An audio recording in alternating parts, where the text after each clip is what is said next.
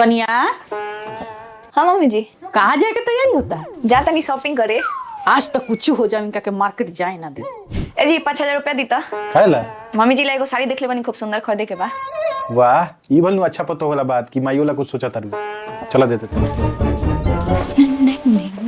कन्या हाँ मम्मी जी। आज मार्केट नहीं के जाए के। काहे?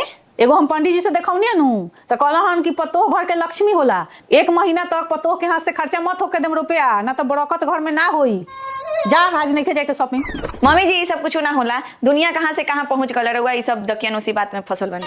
कुछ हो जा आज जाए के नहीं के जा। बड़ा मार्केट जाए वाला भई रही है, रोज रोज मार्केटिंग का होता टे। आज नहीं जाए देनी इनका के मार्केट। माँ तार पतो तो तारा ला बहुत अच्छा सोचतिया का। आज हमरा बेरी अइलक हिया, अब बोलक हिया कि 5,000 रुपया दी। माँ जी ला कोनो साड़ी देखले बनी, उहे किने गइल बिया।